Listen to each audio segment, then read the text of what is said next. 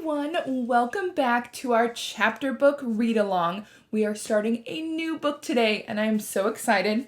We're reading Harry Potter and the Sorcerer's Stone by JK Rowling. So we are going to do a special edition, which is the illustrated version. So it has some pictures in there and I'm pretty excited about it. So what we are going to do is have a little discussion real quick at the beginning, and then I'll flip the camera around so you guys can see the pictures while I am reading it. So what I want you guys to think about while we're reading the very first chapter, I'm sure most of you have seen the movie, so think about maybe some differences between the movie and the books that we're reading, and also think about the chapter name. So that's what we're going to do during this book. We're thinking about the chapter names and what they have to do with the story during those sections. So I will be back after we read the chapter with a couple discussion questions and then talking about that chapter name. So here we go. Let's begin. Harry Potter and the Sorcerer's Stone by JK Rowling. Illustrated by Jim Kay.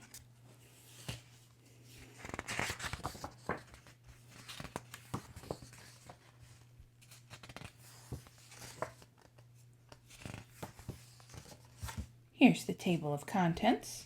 We're going to start with Chapter 1, The Boy Who Lived. Mr. and Mrs. Dursley of number 4 Privet Drive were proud to say that they were perfectly normal, thank you very much. They were the last people you'd expect to be involved in any strange or mysterious, because they just didn't hold with such nonsense.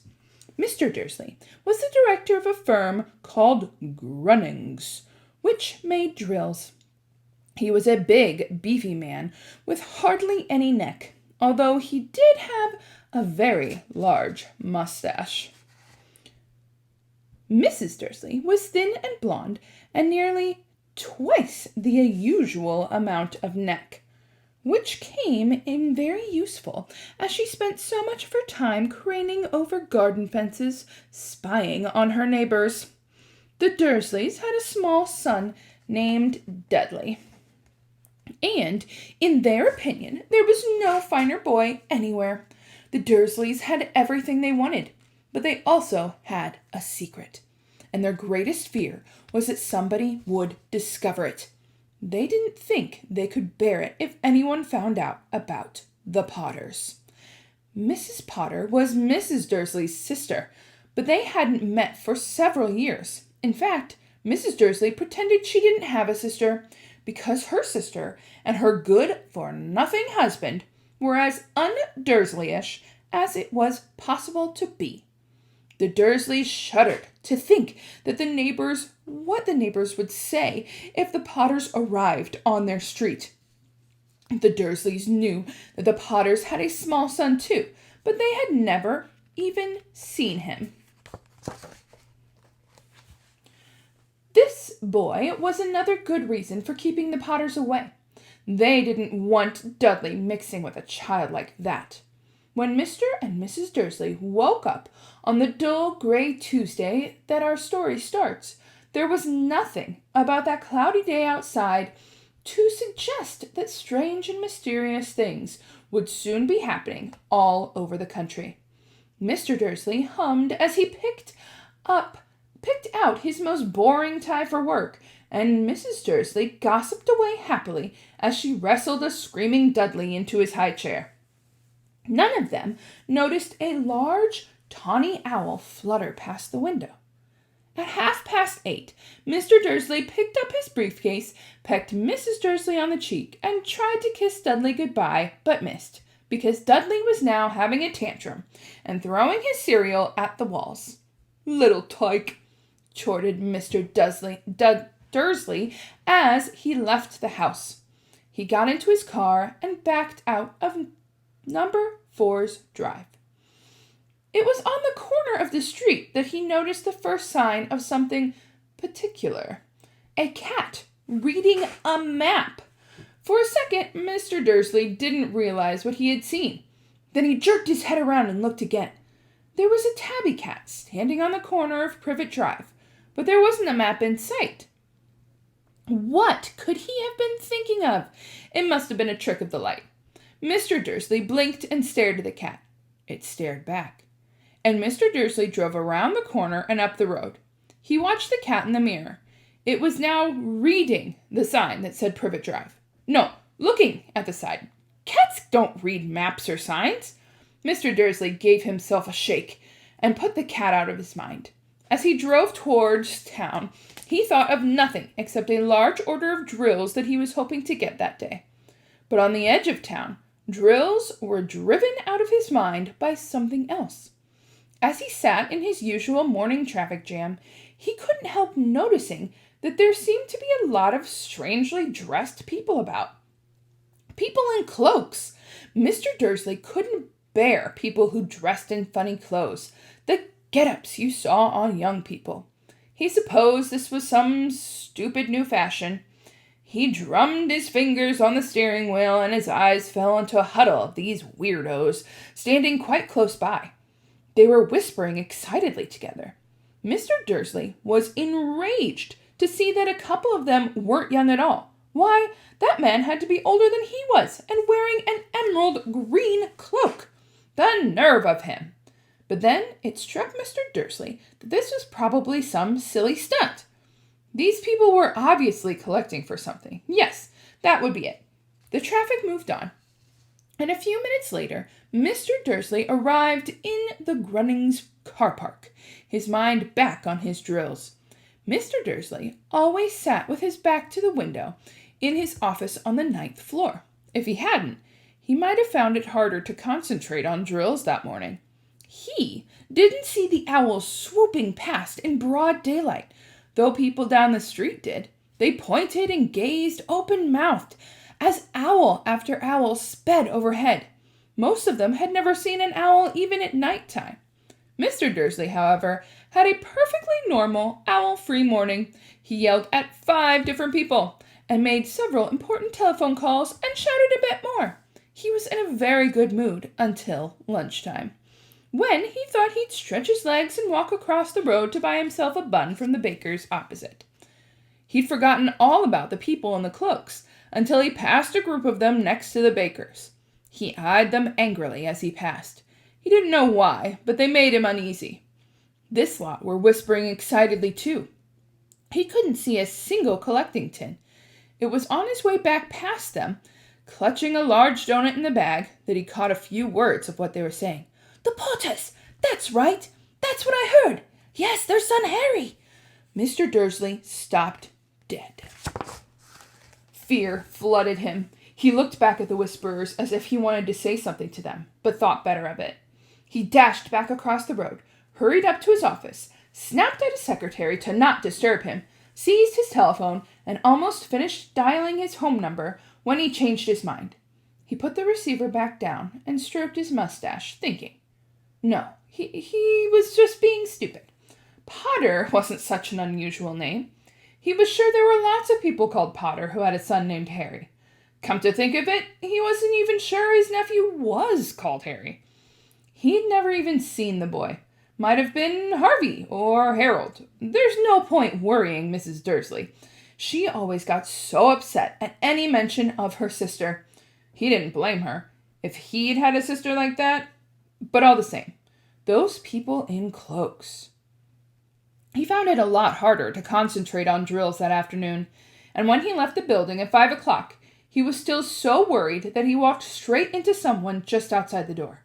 "Sorry," he grunted, and the tiny old man stumbled and almost fell. It was a few seconds before Mr. Dursley realized that the man was wearing a violet cloak. He didn't seem at all upset at being almost knocked to the ground. On the contrary, his face split into a wide smile, and he said in a squeaky voice that made passers-by stare, "Don't be sorry, my dear sir, for nothing could upset me today. Rejoice, for you know who is gone at last. Even muggles like yourself should be celebrating this happy day." And the old man hugged Mr. Dursley around the middle and walked off. Mr. Dursley stood rooted to the spot. He had been hugged by a complete stranger. He also thought that he had been called a muggle, whatever that was. He was rattled. He hurried to his car and set off home, hoping he was just imagining things, which he had never hoped before because he didn't approve of imagination. As he pulled into the driveway of number 4, the first thing he saw, and it didn't improve his mood, was the tabby cat he'd spotted that morning. It was now sitting on his garden wall. He was sure it was the same one. It had the same markings around its eyes. "Shoo!" said Mr. Dursley loudly. The cat didn't move. It just gave him a stern look. Was this normal behavior? Mr. Dursley wondered, trying to pull himself together. He let himself into the house.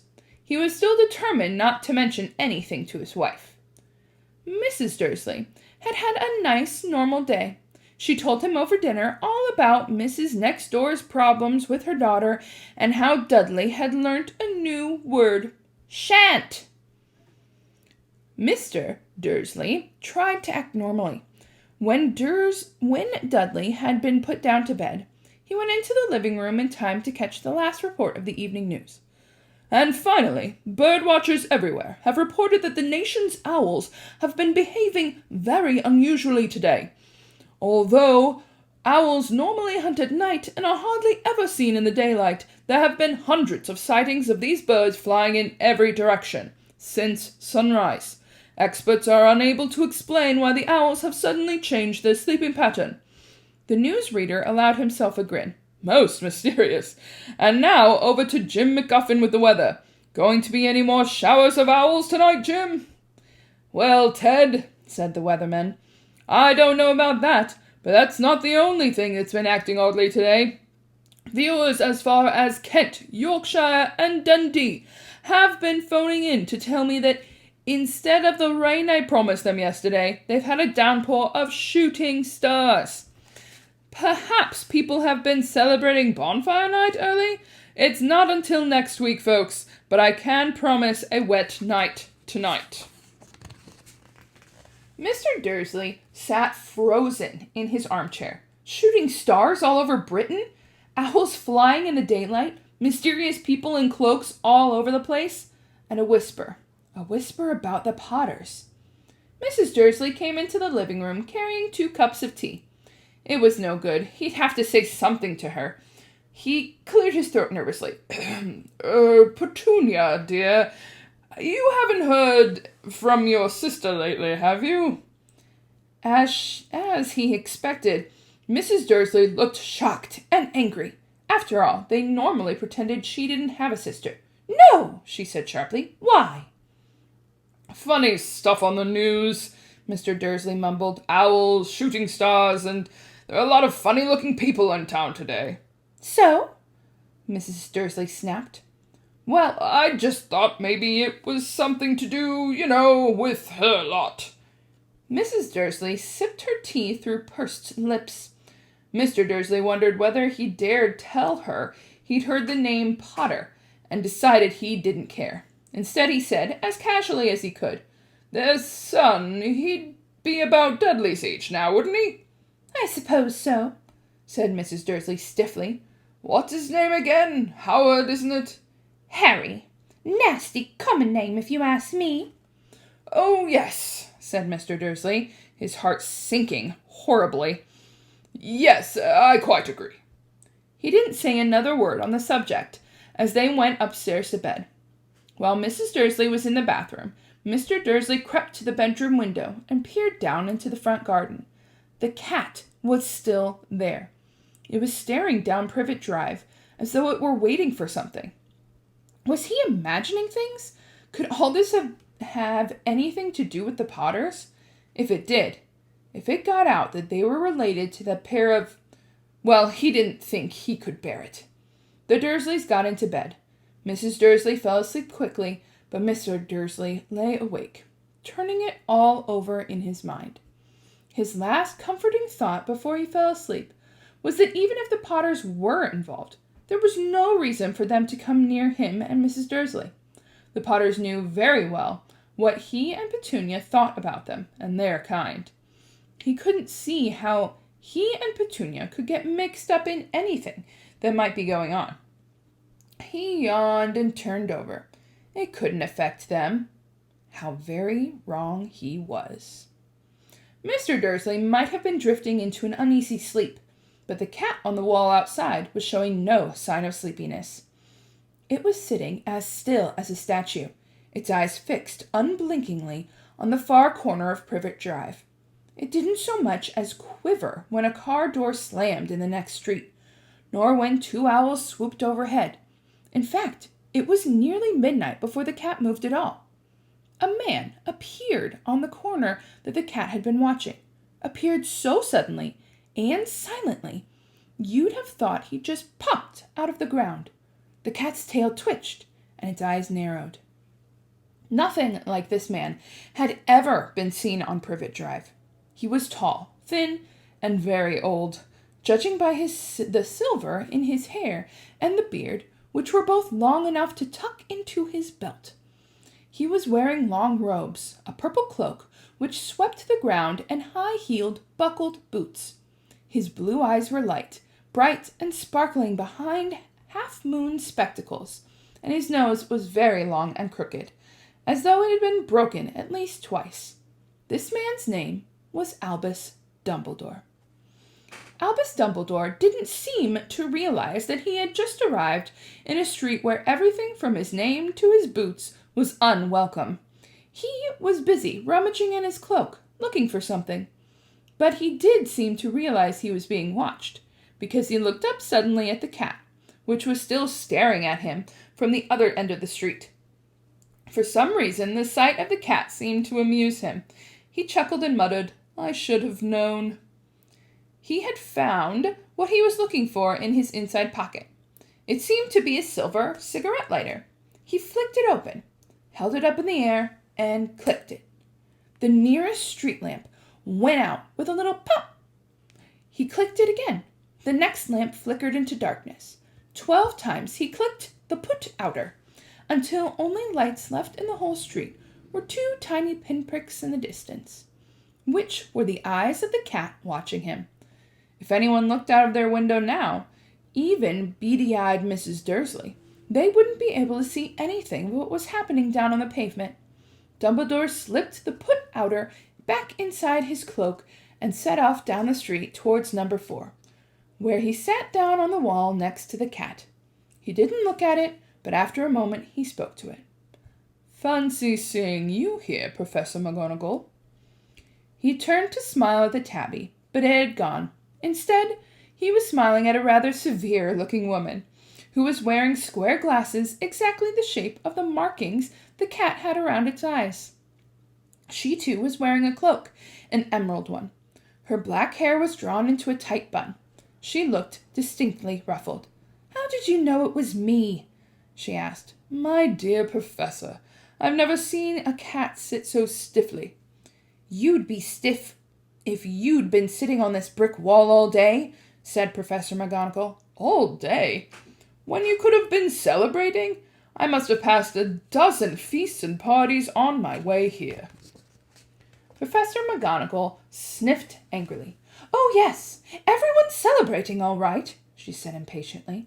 "You'd think they'd be a bit more careful, but no, even the Muggles have noticed something going on. It was on their news." She jerked her head toward the Dursleys' dark living room window. "I heard it. Flocks of owls, shooting stars. Well, they're not completely stupid. They were bound to notice something.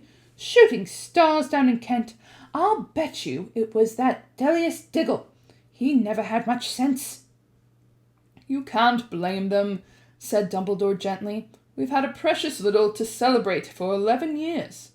"I know that," said Professor McGonagall irritably. "But that's no reason to lose our heads.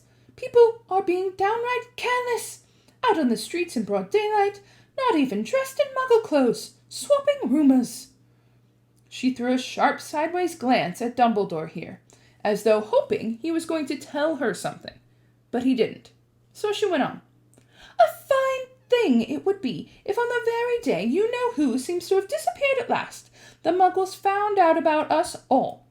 I suppose he really has gone, Dumbledore? It seems so, said Dumbledore. We have much to be thankful for. Would you care for a sherbet lemon? A what? A sherbet lemon? They're a kind of muggle sweet I'm rather fond of. No, thank you, said Professor McGonagall coldly, as though she didn't think it was the moment for sherbet lemons. As I say, even if you know who has gone, my dear Professor, surely a sensible person like yourself can call him by his name? All this you-know-who nonsense. For 11 years I've been trying to persuade people to call him by his proper name, Voldemort. Professor McGonagall flinched, but Dumbledore, who was unsticking 2 sherbet lemons, seemed not to notice. It all gets all confusing if we keep saying you-know-who. I have never seen any reason to be frightened of saying Voldemort's name. I know you haven't, said Professor McGonagall, sounding half exasperated, half admired. But you are different. Everyone knows you're the only one you know. Oh, all right. Voldemort was frightened of. You flatter me, said Dumbledore calmly. Voldemort had powers I will never have. Only because you're too, well, noble to use them. It's lucky it's dark. I haven't blushed so much since Madame Pomfrey told me she liked my new earmuffs. Professor McGonagall shot him a sharp look and said, The owls are nothing to the rumors that are flying around. You know what everyone's saying? About why he disappeared? About what finally stopped him? It seemed that Professor McGonagall had reached the point she was most anxious to discuss, the real reason she had been waiting on a cold, hard wall all day.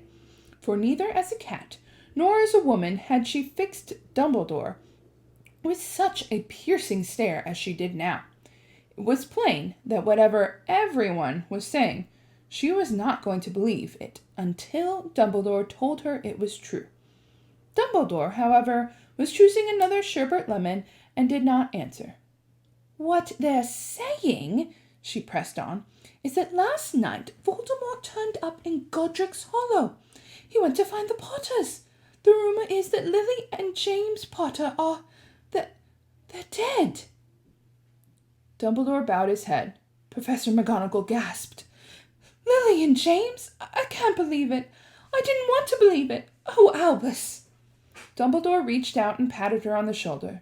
I know, he said heavily. Professor McGonagall's voice trembled as she went on. That's not all. They're saying he tried to kill the Potter's son, Harry, but he couldn't. He couldn't kill the little boy.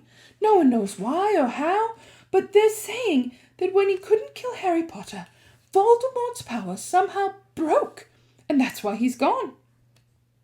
Dumbledore nodded glumly. It's true? Flattered Professor McGonagall. After all he's done, all the people he's killed, he couldn't kill a little boy. It's just astounding of all the things to stop him. But now, then how in the name of heaven did Harry survive? We can only guess, said Dumbledore. We may never know. Professor McGonagall pulled out a lace handkerchief and dabbed her eyes beneath her spectacles. Dumbledore gave a great sniff as he took a golden watch from his pocket and examined it. It was a very odd watch. It had 12 hands and no numbers. Instead, little planets were moving around on the edge. It must have made sense to Dumbledore, though, because he put it back in his pocket and said, Hagrid's late. I suppose it was he who told you I'd be here, by the way.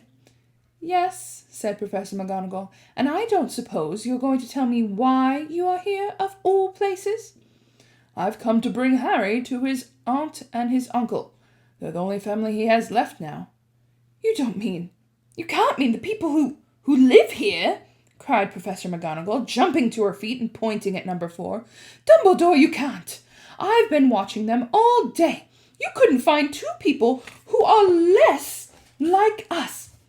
They've got this son. I saw him kicking his mother all the way up the street, screaming for sweets. Harry Potter, come and live here. It's the best place for him, said Dumbledore firmly. His aunt and uncle will be able to explain everything to him when he's older. I've written them a letter." "A letter?"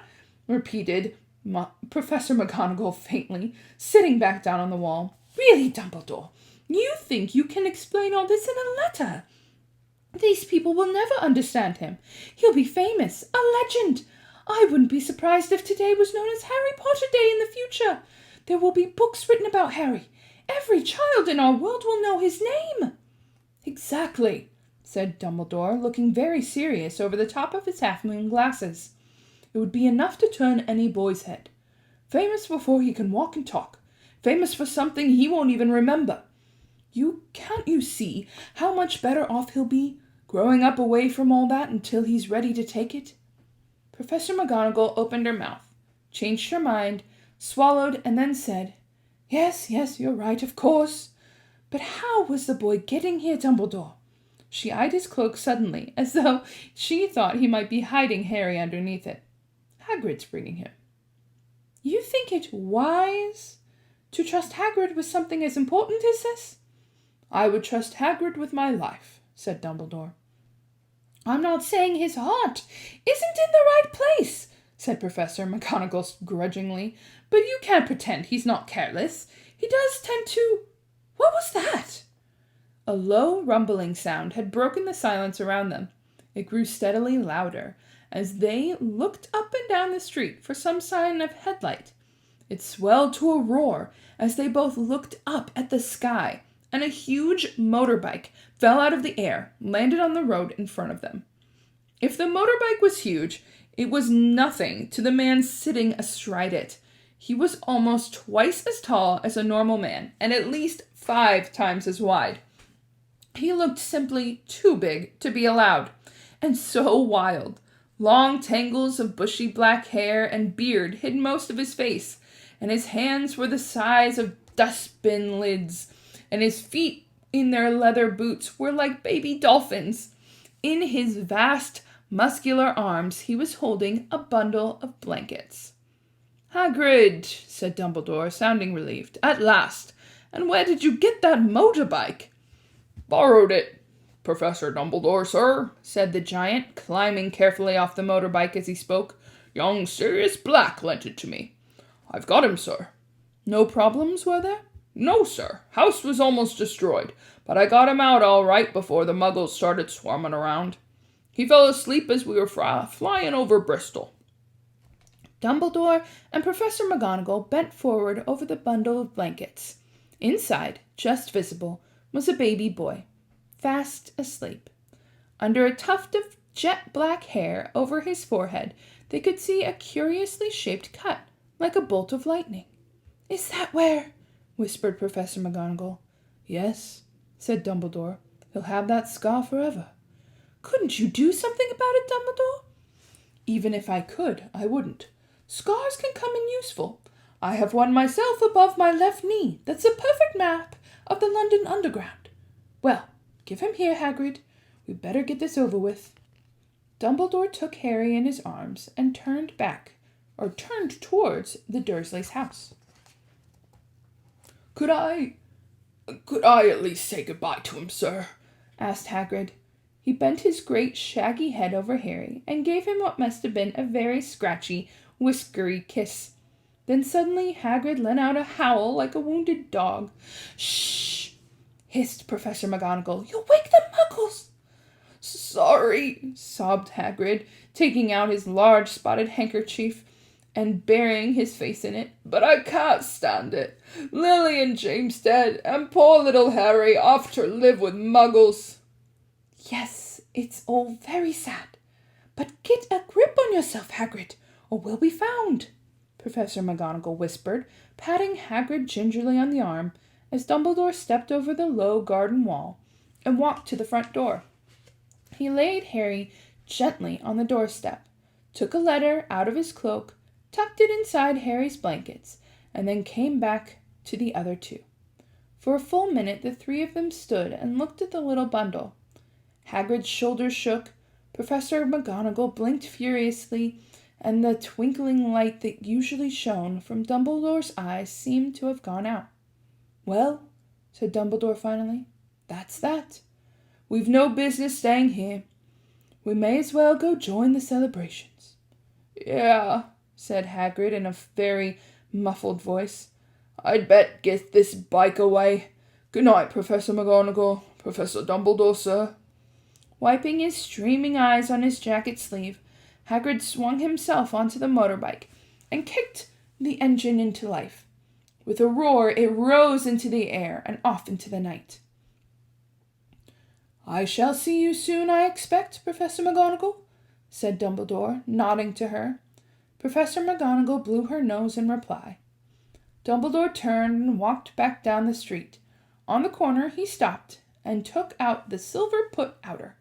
He clicked it once, and 12 balls of light sped back to their street lamps, so that Privet Drive glowed suddenly orange, and he could make out a tabby cat slinking around the corner at the other end of the street. He could just see the bundle of blankets on the step of number 4. "Good luck, Harry," he murmured. He turned on his heel, and with a swish of his cloak, he was gone. A breeze ruffled the neat hedges of Privet Drive, which lay silent and tidy under the inky sky. The very last place you would expect astonishing things to happen. Harry Potter rolled over inside his blankets without waking up. One small hand closed on the letter beside him, and he slept on, not knowing he was special, not knowing he was famous, not knowing he would be woken in a few hours by Mrs. Dursley's scream as she opened the front door and put out the milk bottles, nor that he would spend the next few weeks being prodded and pinched by his cousin Dudley. He couldn't know that at this very moment. People meeting in secret all over the country were holding up their glasses and saying in hushed voices, "To Harry Potter, the boy who lived." That was an exciting chapter. Getting this book started, I'm so excited. So let's start our discussion questions. In chapter 1, it is titled The Boy Who Lived. When describing the Potters, the author, JK Rowling, uses the term un-Dursley-ish. How would you describe un-Dursley-ish or Dursley-ish when, from what we've read so far about that family? So remember, for your discussion questions, you can pause it and discuss with who you are talking with or watching this video with, and then I'll help you answer the question too. So, un-Dursley-ish.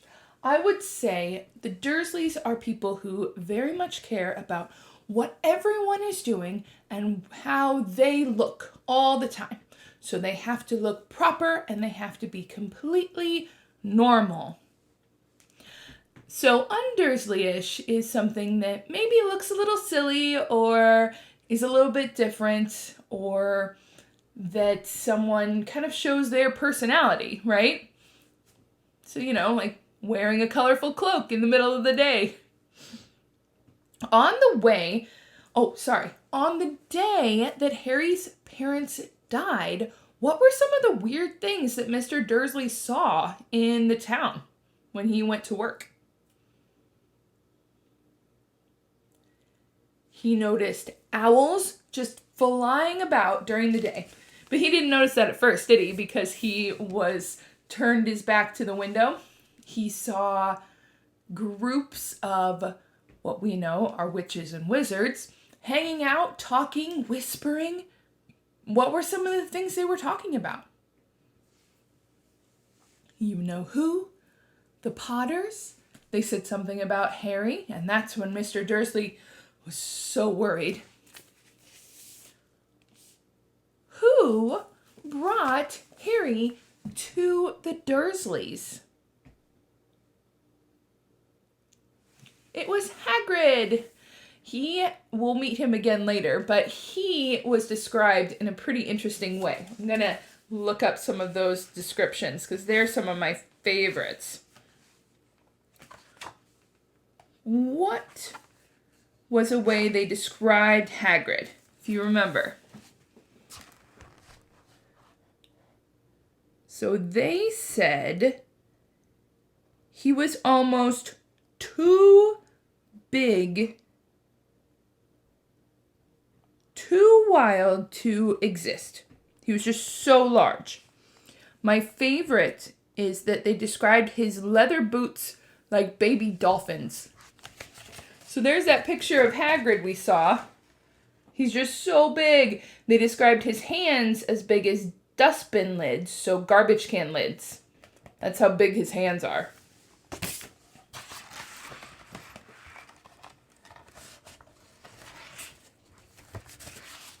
He was simply too big to be allowed. That's how she describes him. I love that. All right.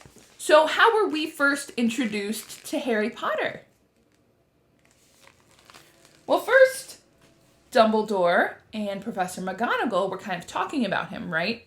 So they clearly knew Harry's parents and were talking about how sad they were, that everything had happened. And then we meet him after Hagrid swoops in on what? What does he come in on? A flying motorbike is how they describe it, but it's a motorcycle. So it's just a huge flying motorcycle. And he has little Harry wrapped up in a blanket in his arms. They talk about his little tuft of black hair, and then he has what on his forehead? A lightning-shaped scar. So that's going to come into play later, isn't it? All right, our last little bit of discussion is the chapter title. This chapter was titled The Boy Who Lived. So, why was that important? And what was that all about? The Boy Who Lived was first off what they were calling Harry Potter at the very end of the chapter, right? So they were saying that little does little baby Harry know that people were all over the world raising a glass to him and saying, "To Harry Potter, the boy who lived." And he lived when you know who killed his parents sadly, but tried to get him too, right? But he defeated him somehow. No one knows how. And so he was the boy who lived and who survived and who ultimately defeated this super bad guy. We're going to learn about him more. Don't worry. Voldemort, right? All right. So that is our chapter read through and discussion of the first chapter of Harry Potter and the Sorcerer's Stone. I hope you join us later for more chapters, and I can't wait to see you. Bye!